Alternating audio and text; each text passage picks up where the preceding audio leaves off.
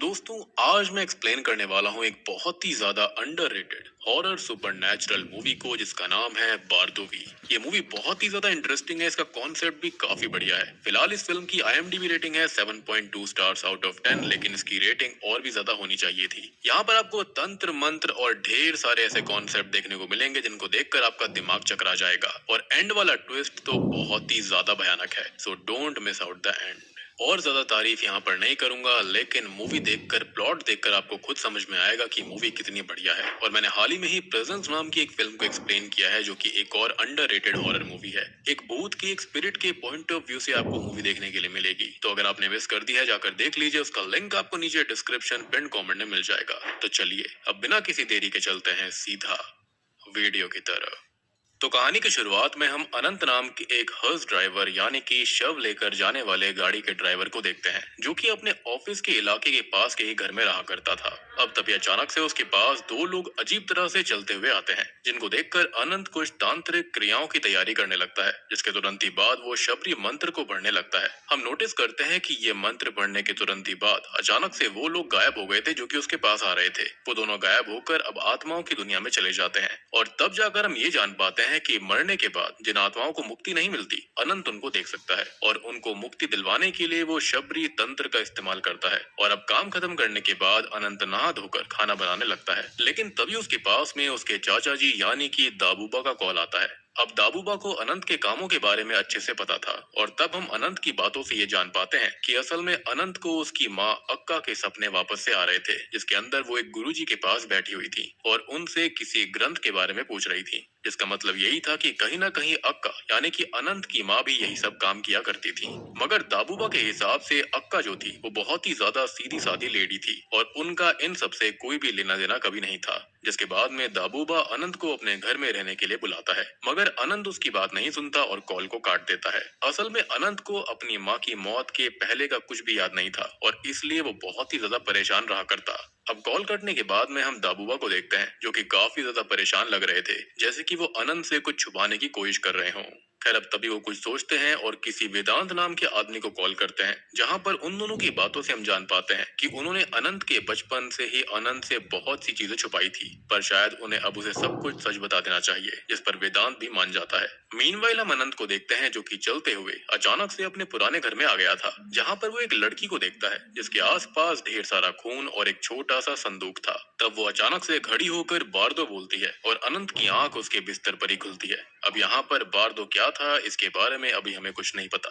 खैर, अनंत को आजकल इस तरह के सपने बहुत ही ज्यादा आ रहे थे, इसी वजह से वो काफी परेशान रहा करता। पर अभी वो अपने काम पर चला जाता है, जहाँ पर अपने सीनियर से बात करके उसे एक लड़के के बारे में पता चलता है, जिसके ऊपर शायद किसी आत्मा ने कब्जा कर लिया था, और वो चाहता था कि अनंत उस लड़के से जाकर मिले। मगर अनंत इसके लिए साफ इनकार कर देता है, क्योंकि वो बाकी दुनिया के सामने तंत्र का इस्तेमाल करना छोड़ चुका था, और बस वो उन्हीं आत्माओं के लिए तंत्र किया करता था जो कि उसके पास भटकते हुए पहुंच जाया करती, बेसिकली मुक्ति के लिए। तब अनंत का सीनियर भी अनंत को फोर्स नहीं करता, और उसको बताता है कि आज सुबह अनंत के लिए किसी शांतालाल का कॉल आया था, जो कि अनंत से मिलना चाहता है, और वो उसकी अक्का को अच्छे से जानता था। अब इस बात को जानने के बाद अनंत बहुत ही ज्यादा हैरान रह गया था, क्योंकि दाबूबा ने आज तक उसे ना तो किसी शांतालाल के बारे में बताया था, और ना ही अक्का की मौत का कारण सही से बताया गया। उसे खाली इतना बताया गया था कि अक्का एक बहुत ही ज्यादा सीधी सादी लेडी थी, और एक समय पर कार एक्सीडेंट के दौरान ही उनकी मृत्यु हो गई। लेकिन जब अनंत शांतालाल से मिलने के लिए जाता है, तब अनंत के सामने अक्का और दाबूबा के बारे में बहुत से रहस्य सामने आते हैं, और तब जाकर हम ये जान पाते हैं कि असल में दाबूबा,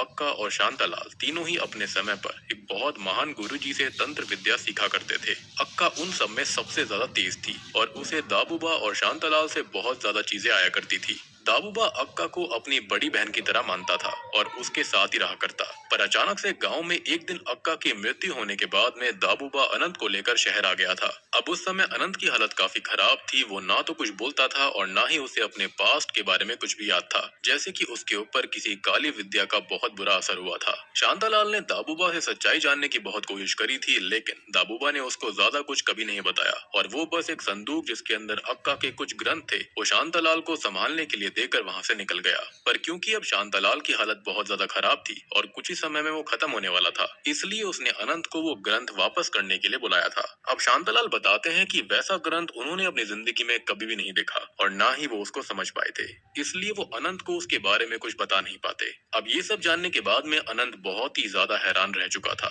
लेकिन अभी वो उस छोटे से संदूक को लेकर अपने घर पर वापस आ जाता है, जहाँ पर जैसे ही वो उस संदूक को खोलता है तो उसके अंदर कुछ पन्ने थे जो कि शायद पूरे नहीं थे। इनफैक्ट हमने थोड़ी देर पहले देखा भी था कि उसको एक संदूक के सपने भी आया करते थे। लेकिन अब जैसे ही अनंत उन पन्नों को छूता है कि तभी अचानक से उसका शरीर अकड़ने लगता है और उसे एक लड़के के विजन्स आते हैं जो कि दम घुटने से मर रहा था। अब अगले दिन हम देखते हैं कि जब अनंत अपने काम पर जाता है तो उसे उसी बच्चे के शव को लेने के लिए उसके घर पर जाना पड़ता है, जिसको उसने रात में अपने विजन्स में देखा था, जो कि दम घुटने की वजह से मर रहा था। और तब अनंत को ये देखकर कुछ भी समझ में नहीं आता, जिसके साथ ही सीन पास्ट में एक गांव में आ जाता है, जहां पर हम एक परिवार को देखते हैं जो कि अपनी बेटी को दाबूबा के पास लेकर आते हैं। असल में उनकी बेटी के अंदर एक डीमन चला गया था और वो चाहते थे कि दाबूबा उस डीमन को निकाल दे। अब दाबूबा इस पर मान जाता है और एग्जॉर्सिज्म की तैयारी करके वहां पर अक्का को बुलाता है। अक्का उस डीमन से उस लड़की के शरीर को छोड़ने के लिए कहती है, जिस पर डीमन की बातों से हम जान पाते हैं कि असल में उस लड़की के पिता ने उसके घर यानी कि एक पेड़ को काट दिया था, जिस पर वो काफी सदियों से रह रहा था और अब वो उसके पूरे घर को बर्बाद करना चाहता है। अब साथ ही साथ वो डीमन अक्का की कुछ शक्तियों को महसूस कर कर ये बताता है कि अक्का काली दुनिया के बारे में जानना चाहती है, राइट, और बार्दो को सिद्ध करना चाहती है, जिसकी इजाजत उसके गुरुजी ने उसको नहीं दी थी। और बार्दो ग्रंथ उसके गुरु के पास ही था, जिसकी मदद से ही अक्का काली दुनिया के बारे में सब जान सकती थी। लेकिन बार्दो उसके पास ना होने के बाद भी उसने बहुत सी काली शक्तियों को सीख लिया था और वो उनके बारे में और ज्यादा जानना चाहती थी। लेकिन अब अक्का उस डीमन से अपने बारे में ज्यादा नहीं सुनना चाहती थी, इसलिए वो एग्जॉर्सिज्म की मदद से उस डीमन को लड़की के शरीर से बाहर निकाल कर एक गड्ढे में कैद कर देती है। अब उस लड़की के घर वाले अपनी बेटी को वहां से लेकर चले जाते हैं और तभी हम शमा को देखते हैं, जो कि अक्का की बेटी थी, और अक्का उससे छुप कर ही एग्जॉर्सिज्म और बाकी चीजें करा करती ताकि शमा के ऊपर उसका कोई भी बुरा असर ना पड़े, और इसलिए शमा को एग्जॉर्सिज्म करने वाले रूम में जाना भी अलाउड नहीं था।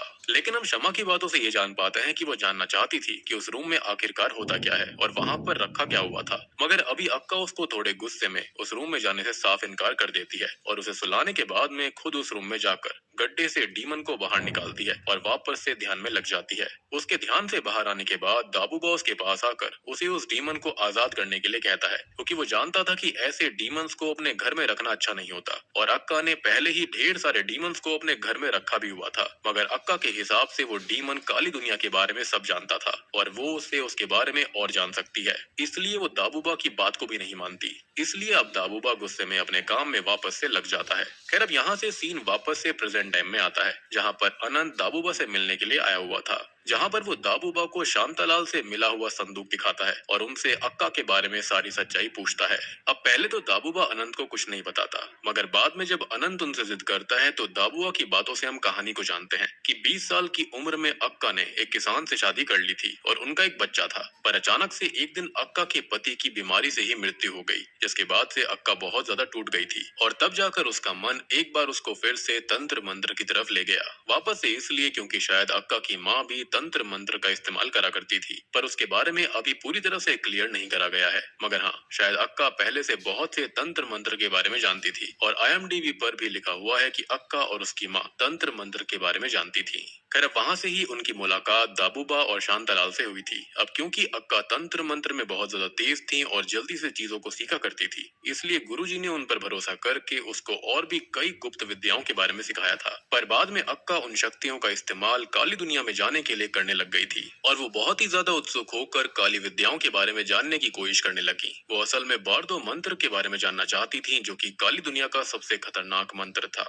और उसी मंत्र को इस्तेमाल करने की वजह से अक्का की मौत हुई थी। और जो ग्रंथ शांतालाल ने अनंत को दिया था उसके अंदर बार्दो का ही एक दूसरा हिस्सा था, लेकिन अक्का की मौत के बाद से बार्दो का पहला हिस्सा कहीं गायब सा हो गया और अभी के समय पर दाबूबा को भी नहीं पता कि बार्दो का इस्तेमाल किस लिए करा जाता है और उसका पहला हिस्सा है कहाँ पर। दाबूबा को लग रहा था कि अगर अनंत को अक्का के सपने आ रहे हैं तो उसने बार्दो का पहला हिस्सा भी उसमें देखा होगा, मगर अनंत को उसके बारे में कुछ याद नहीं है। खैर, अभी के लिए अनंत दाबूबा को बार्दो का दूसरा हिस्सा देकर वहाँ से अपने काम पर निकल जाता है, जहाँ पर आज आज उसे उसी बच्चे की डेड बॉडी को लाने का काम करना था जिसकी मौत पिछली रात हुई थी और उसको उसका सपना आया था जिसका नाम आदि था। और अब आदि की डेड बॉडी को देखने के बाद में अनंत बहुत ही ज्यादा शॉक्ड रह जाता है क्योंकि उसने पिछले ही दिन अपने विजन्स के अंदर आदि को देख लिया था। खैर अब आदि का अंतिम संस्कार करने के बाद भी आदि की आत्मा को शांति नहीं मिलती और रात में वो अनंत के पास आता है। आदि उस समय अपनी माँ के पास जाना चाहता था मगर अनंत उसको समझाते हुए उसके लिए शबरी मंत्र का इस्तेमाल करता है ताकि उसको भी आत्माओं की दुनिया में भेजा जा सके। और तब जाकर आदि भी गायब हो गया था।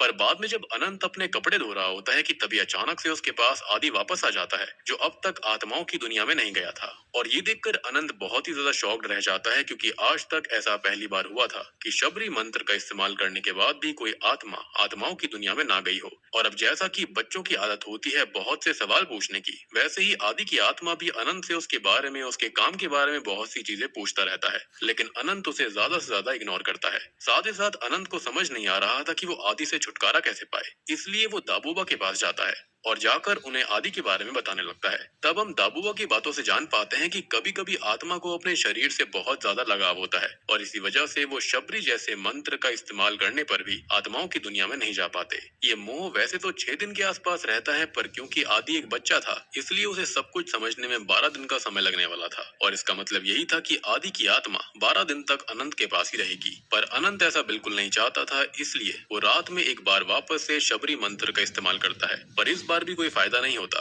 आदि असल में अपनी माँ से बहुत ही ज्यादा प्यार करता था और वो उनसे मिलना चाहता था, यानी कि अर्थली कनेक्शन, अर्थली अटैचमेंट उसके अंदर थे। तब जाकर अनंत उसको समझाता है कि उसकी माँ भी कुछ समय बाद उसके पास ही आएगी। खैर इसके साथ ही अब कहानी वापस से पास्ट में चली जाती है जहाँ पर अक्का क्षमा के बाल बना रही थी कि तभी वहाँ पर दाबूबा का पीछा करते हुए एक बच्चा आ जाता है जो कि कोई और नहीं बल्कि खुद अनंत ही था।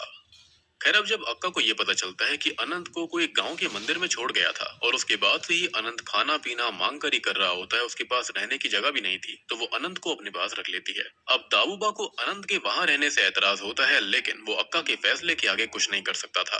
अब रात में हम देखते हैं कि जब अक्का वापस से डीमन की शक्तियों के चलते ध्यान लगा रही होती है तब वो डीमन उसे माँ काली की पूजा करने के लिए कहता है और उसको एक विजन भी दिखाता है जिसके अंदर अक्का की मृत्यु हो गई थी। अब उस विजन को देखने के बाद में अक्का बहुत डर जाती है और वो तुरंत ही दाबूबा से किसी मंदिर में जाने की तैयारी करने के लिए कहती है। खैर अब अगली सुबह शमा भी दाबूबा और अक्का के साथ जाने के लिए रो रही होती है, पर क्योंकि अक्का शमा को इन सबसे दूर रखना चाहती थी इसलिए वो नाना नाम के एक आदमी को शमा और अनंत का ध्यान रखने के लिए कहकर उसे उनके घर में छोड़ जाती है। साथ ही साथ उसने नाना से शमा के ऊपर कड़ी नजर रखने के लिए कहा था ताकि वो एग्जॉर्सिज्म वाले रूम में न जाए, जिसके बाद अक्का और दाबूबा वहां से चले जाते हैं।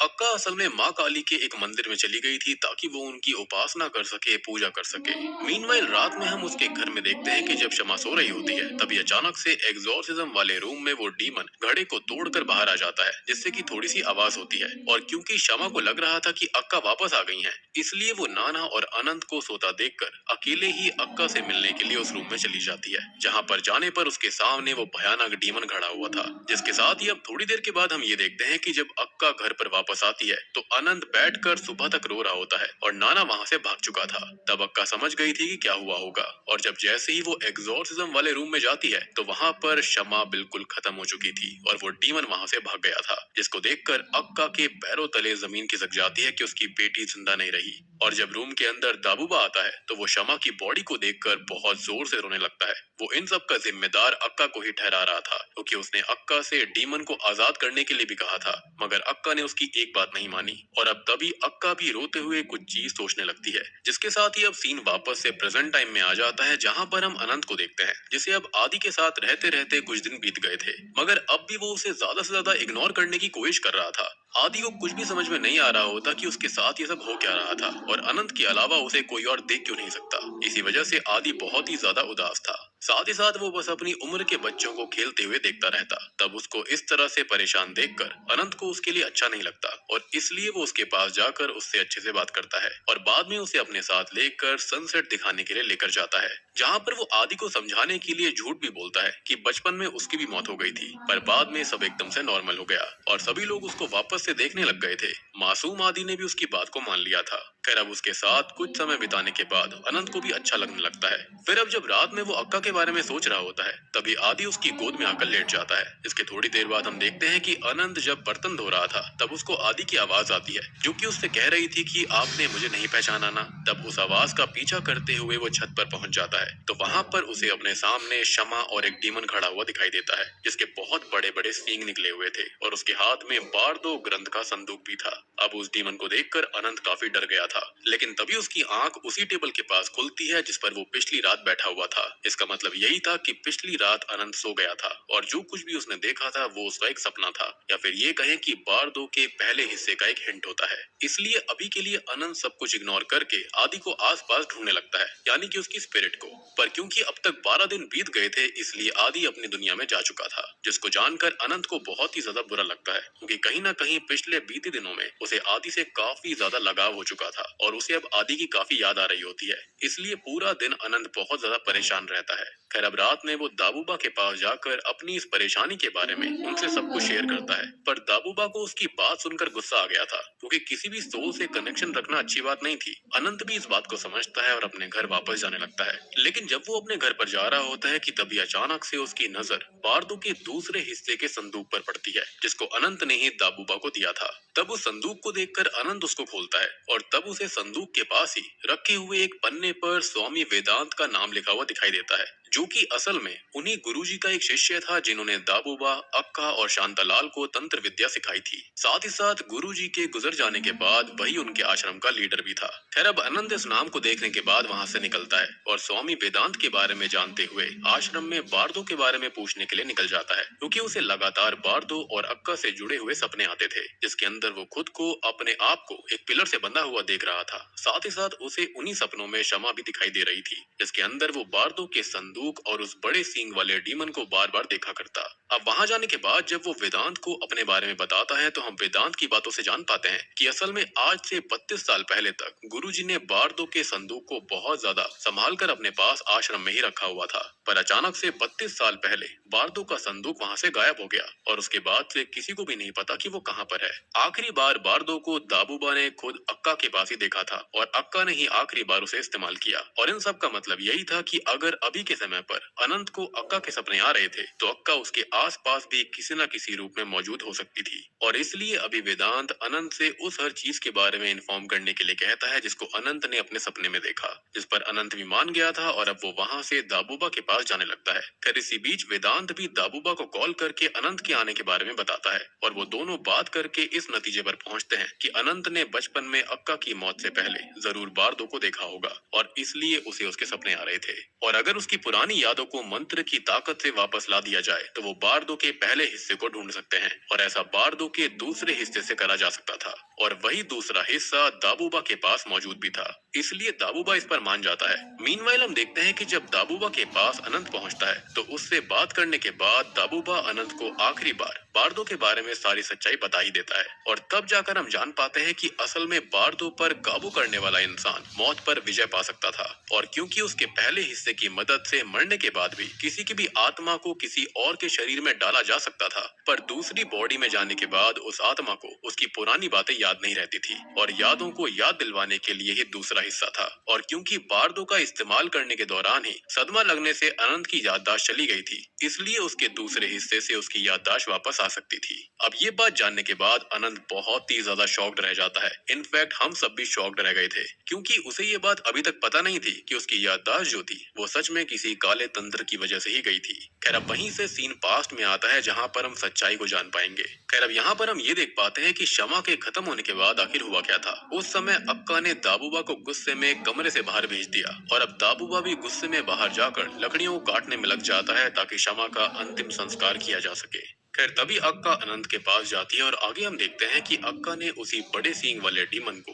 एक गड्ढे से निकाला था और तब वो उससे गुरुजी के आश्रम में जाकर उससे बारदो के संदूक को लेकर आने के लिए कहती है और इसी वजह से 32 साल पहले अचानक से आश्रम से बारदो का वो संदूक गायब हो गया था क्योंकि अक्का ने उस संदूक को डीमन से अपने पास बुलवा लिया था और अब वो बारदो या फिर बारदोव की मदद से अपनी बेटी शमा को अनंत के शरीर में डालने वाली थी। जी हाँ, और अगर आपको ये कॉन्सेप्ट समझ में नहीं आया है तो द स्केलेटन की मूवी मूवी के अंदर सेम यही कॉन्सेप्ट था। तो अगर आपने उसको नहीं देखा है जाकर देखना, वो तो और भी ज्यादा भयानक आपको नजर आएगा। उसका लिंक आपको नीचे डिस्क्रिप्शन पिन कमेंट में मिलेगा, डू चेक इट आउट। खैर अब इसलिए ही अक्का हवन की जरूरी तैयारी करके अनंत को बेहोश कर देती है। खैर अब अक्का जो होती है वो अनंत और शमा को घर के अंदर मौजूद आमने सामने खंभों पर बिल्कुल बांध देती है और बार्दों के अंदर लिखे हुए मंत्रों का उच्चारण करना चालू कर देती है।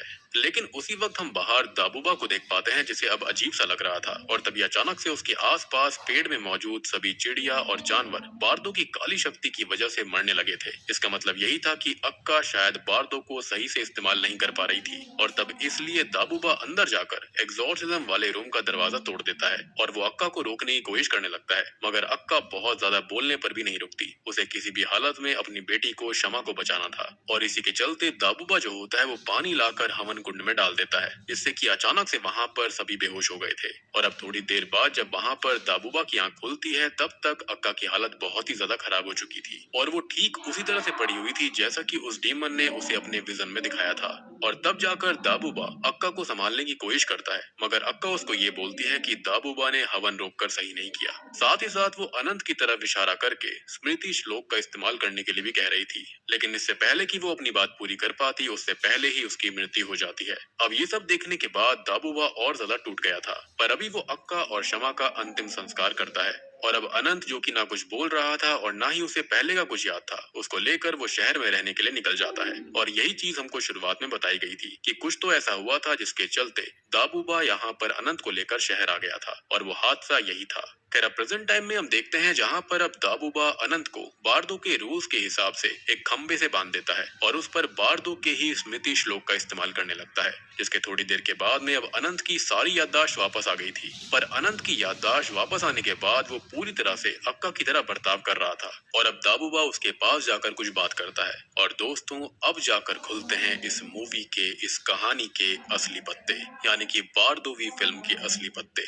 अब उस दिन असल में अक्का ने बारदो मंत्र को दाबूबा के बीच में आने से पहले ही खत्म कर लिया था, लेकिन उसने उस मंत्र की मदद से सबसे पहले शमा की आत्मा को प्रोटेक्ट किया और बाद में खुद की आत्मा को अनंत के अंदर डाल दिया था। जी हाँ, यानी कि बेचारा अनंत, उसकी आत्मा तक उसके शरीर को नहीं मिली, क्योंकि अक्का उस दिन के पूरे सिनेरियो को देखकर समझ चुकी थी कि डीमन ने उस दिन उसको जो फ्यूचर वाला विजन दिखाया था वो कुछ और नहीं बल्कि वो आज का ही था। और क्योंकि उसका ये शरीर अभी के समय पर मरने ही वाला था, इसलिए उसने खुद को और शमा को बचाने के लिए पहले खुद को बचाना सही समझा, और मरते समय इसलिए उसने दाबूबा से अनंत की ओर इशारा करते हुए स्मृति श्लोक इस्तेमाल करने के लिए कहा था, ताकि वो सब कुछ याद आने के बाद में शमा को भी जिंदा कर ले। पर दाबूबा को उस समय कुछ समझ नहीं आया था। साथ ही साथ मरने से पहले ही अक्का ने उसी डीमन को बारदो के पहले हिस्से की जिम्मेदारी भी सौंपी थी, जिससे उसने बारदो को आश्रम से मंगवाया, और तब से ही वो डीमन भी अक्का के मरने के बाद बारदो के पहले हिस्से को लेकर काली दुनिया में लेकर चला गया था, जिसको सिर्फ अक्का ही वापस मंगवा सकती थी।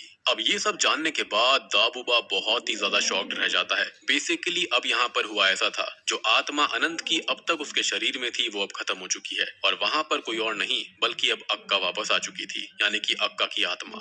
साथ ही साथ दाबूबा को बहुत ज्यादा डर भी लग रहा होता है, क्योंकि वो इस बात को जानता था कि वो बेशक से कुछ भी कर ले, लेकिन वो अक्का को नहीं हरा सकता। और अब तो अक्का के पास बारदो की भी ताकत थी, और इसका मतलब ये था कि वो अमर हो चुकी है। और इतने टाइम से अनंत को जो सपने आया करते थे, जो कुछ भी वो देख रहा था, वो कुछ और नहीं बल्कि वो अक्का की ही आत्मा थी, जो कि वापस आने के लिए ये सब करवा रही थी। वो होता है ना कि एक जीनी होता है जो कि बोतल के अंदर बंद हो तो वो बाहर आने के लिए बहुत तड़पता है, सेम चीज यहाँ पर अक्का के साथ थी। तो यहाँ पर इनडायरेक्टली उसने ही ऐसे सिनेरियोस बनाए जिसके चलते अक्का की आत्मा ने पूरी तरह से अनंत के शरीर में कब्जा कर लिया और अनंत की आत्मा खत्म हो गई। खैर अब ये जानकर कि अक्का बहुत शक्तिशाली है तो दाबूबा वहाँ से चुपचाप चला जाता है, और अब क्योंकि अक्का वापस जिंदा हो गई थी इसलिए वो शमा को जिंदा करने के लिए वहाँ से सीधा निकल जाती है, जहाँ पर वो अनंत के काम का फायदा उठाकर ही दो डेड बॉडीज, जिसमें से एक फीमेल की थी और एक बच्ची की, उनको लेकर अपने साथ एक नदी किनारे चली जाती है, जहाँ पर उसने वापस से बारदो का इस्तेमाल करना चालू कर दिया था। और अब अगली सुबह हम देख पाते हैं कि वो दोनों ही डेड बॉडी जिंदा हो गई थी, जिसमें से एक के अंदर अक्का की आत्मा थी और एक के अंदर शमा की। तब वहाँ पर हम अक्का की बातों से जान पाते हैं कि वो लोग अब कभी नहीं मरेंगे और अनंत काल तक अनंत रूपों में भटकते रहेंगे। बेसिकली उन्होंने अपनी आत्मा को ही हैक कर लिया था, जिसके चलते वो बार बार उसे निकाल कर मंत्र तंत्र करके वो फिर से उसे उसे नए शरीर में डाल सकते हैं। तब अक्का अपने साथ शमा को लेकर चली जाती है और हम अनंत की बॉडी को देखते हैं जो कि वैसे ही किनारे पर पड़ी हुई थी। और आपको ये भी याद होगा कि अक्का ने शमा की स्पिरिट को प्रोटेक्ट कर दिया था। प्रोटेक्ट इन द सेंस ऐसा कर दिया था कि वो बार बार एक नए रूप के अंदर आती रहेगी। और वो नए रूप के अंदर शमा की आत्मा कुछ और नहीं बल्कि आदि था। जी हाँ, यानी कि आदि कोई और नहीं बल्कि शमा का ही रीइंकार्नेशन था जिसकी मौत हो गई थी। बेसिकली वो अनंत से इतनी ज्यादा अटैच ही इसलिए हो रही थी क्योंकि वो जानती थी कि हाँ वो उसकी माँ है। और अक्का ने इसलिए शमा और अपनी आत्मा को आसानी से उन भिखारियों की डेड बॉडीज के अंदर डाल दिया था। और बात रही उस श्लोक के बारे में जो कि अक्का ने खत्म होने से पहले कहा था दाबूबा को पढ़ने के लिए, वो इसलिए कहा गया था ताकि अक्का की सारी मेमोरीज अनंत के अंदर वापस आ जाएंगी। अब देखो यहाँ पर अनंत के रूप में जो अक्का होती है उसने यहाँ पर दो बैगर्स को उठाया था, लेकिन यहाँ पर हम जानते हैं कि अनंत एक हर्स ड्राइवर था, यानी कि शव ले जाने वाला ड्राइवर। तो यहाँ पर मुझे ऐसा लगता है कि डेफिनेटली इन दोनों की मृत्यु हो गई होगी, यानी कि दोनों ही बैगर्स की। और हमने जो सीन देखा कि वहाँ पर ये दोनों ही आराम से पीछे बैठे हुए थे, विच मीन्स कि यहाँ पर वो उनकी स्पिरिट को देख पा रहा था। हम जानते हैं कि अनंत उनकी स्पिरिट्स को देख सकता था, यानी कि मृत लोगों की। तो माइट भी एम्बुलेंस के अंदर हमने जिन दोनों बैगर्स को बैठे हुए देखा था, तो शायद से वो उनकी स्पिरिट्स हो सकती हैं। तो यहाँ पर आप कंफ्यूज मत होना कि वो तो डेड बॉडीज को उठाने गया था, तो यहाँ पर वो जिंदा कैसे थे। अदरवाइज आप सोच कर देखो कि अनंत ऐसे ही किसी दो लोगों को इस काम के लिए रेडी नहीं कर सकता कि मैं अपनी स्पिरिट, अपनी बच्ची की स्पिरिट आपके अंदर डालने वाली हूँ, अपना शरीर मुझे दे दीजिए। या तो फिर ये हो सकता है कि अनंत ने इन दोनों को ही लालच दिया होगा कि तुम्हारी ये भिखारी वाली जिंदगी से अच्छी जिंदगी हम तुमको प्रोवाइड करेंगे, जिसके चलते वो उसके साथ जाने के लिए रेडी हो गए। लेकिन आई स्ट्रांगली बिलीव कि यहाँ पर ये ट्विस्ट एक और है कि पक्का वो उन दोनों की स्पिरिट्स थी जो कि हमको कंफ्यूज करने के लिए दिखाई गई थी। अनंत ने उनकी डेड बॉडीज को ही पिक किया होगा, अदरवाइज उसके इस काम का कोई मतलब नहीं बनता यहाँ पर। और यहाँ पर एक इंटरेस्टिंग बात यह है कि अक्का ने बहुत ही स्मार्टली प्ले किया इस चीज में, क्योंकि आप सोच कर देखो कि अगर शक जाएगा भी तो अनंत पर जाएगा कि उसने ऐसा गलत काम किया, लेकिन यहाँ पर देखा जाए तो सबको उसकी लाश मिलेगी एंड में, जिसके चलते कोई भी इस चीज पर शक नहीं कर पाएगा कि यहाँ तंत्र मंत्र का कोई इस्तेमाल भी हुआ है। और हाँ, बार बार क्षमा का सपना आना, डीमन का बारदोव का पहला हिस्सा हाथ में लेकर रखना, इस चीज के ड्रीम्स बार बार अनंत को आया करते थे। तो इनडायरेक्टली उसको याद दिलाने की कोशिश की जा रही थी कि हाँ वही उसके अंदर अक्का की स्पिरिट है। और बूम, इसी के साथ में ये मूवी यहीं पर खत्म हो जाती है। तो दोस्तों ये थी बारदोवी फिल्म की कहानी। उम्मीद करता हूँ कि आपको ये जरूर पसंद आई होगी।